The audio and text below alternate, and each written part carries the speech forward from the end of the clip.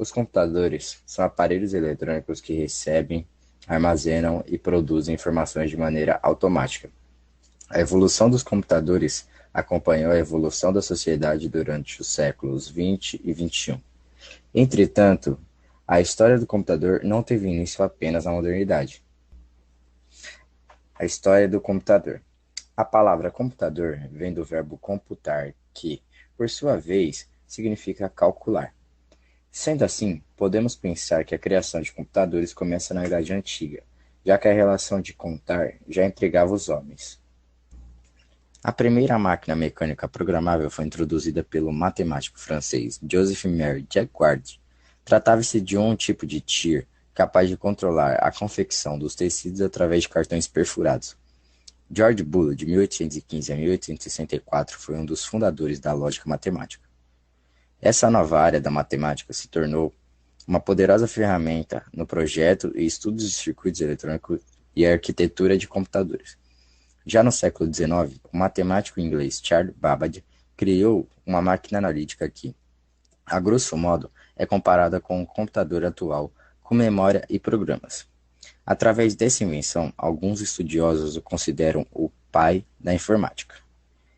Assim, as máquinas de computar foram cada vez mais incluindo a variedade de cálculos matemáticos, como adição, subtração, divisão, multiplicação, raiz quadrada, logaritmos e etc.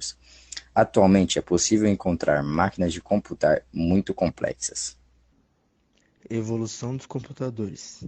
O computador, a tal conhecemos hoje, passou por diversas transformações e foi se aperfeiçoando ao longo do tempo, acompanhando o avanço das áreas de matemática, engenharia e eletrônica.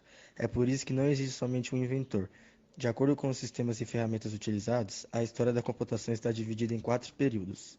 A primeira geração, que é de 1951 até 1959, os computadores de primeira geração funcionavam por meio de circuitos e válvulas eletrônicas. Possuíam um uso restrito e além de serem imensos e consumirem muita energia. Um exemplo é o ENIAC, que significa Electronic Numeral Integrator Computer, que consumia cerca de 200 kW e possuía 19.000 válvulas. A segunda geração, entre 1959 e de 1965, ainda com dimensões muito grandes, os computadores da segunda geração funcionavam por meio de transistores, ou quais substituíram as válvulas que eram maiores e mais lentas. Nesse período já começaram a se espalhar o uso comercial. Terceira geração, de 1965 até 1975, os computadores da terceira geração funcionavam por meio de circuitos integrados. Esses substituíram os transistores e já estavam em dimensão menor e maior capacidade de processamento. Foi esse período que os chips foram criados e a utilização de computadores pessoais começou. A quarta geração, de 1975 até os dias atuais, com o desenvolvimento da tecnologia da informação, os computadores diminuem de tamanho, aumentam a velocidade e capacidade de processamento de dados, são incluídos em microprocessadores com gasto cada vez menor de energia. Nesse período, mais precisamente a partir da década de 90, há uma grande expansão de computadores pessoais.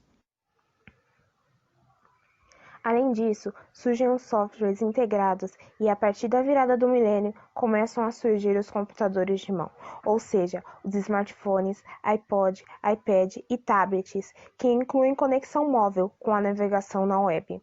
Segundo a classificação, nós pertencemos à quarta geração dos computadores, o que tem revelado uma evolução incrível nos sistemas de informação. Observe que antes a evolução dos computadores ocorria de maneira mais lenta.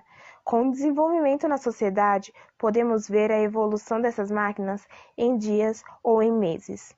Alguns estudiosos preferem acrescentar a quinta geração de computadores com o aparecimento dos supercomputadores, utilizados por grandes corporações como a NASA. Nessa geração, é possível avaliar a evolução da tecnologia multimídia, da robótica e da internet.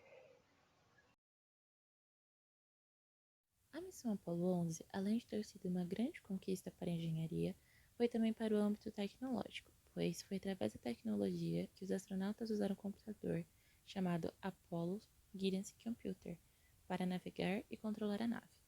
Os computadores utilizados na missão Apollo 11 não eram mais potentes do que algumas calculadoras que usamos hoje em dia, pois elas possuíam uma memória RAM que ia de 2.048 palavras, um armazenamento não volátil de cerca de 36.000 palavras e um processador de aproximadamente 1 MHz. Mesmo não sendo tão robusto, O computador usado possui alguns recursos importantes, como a capacidade de operar multitarefa para até 8 operações diferentes simultaneamente.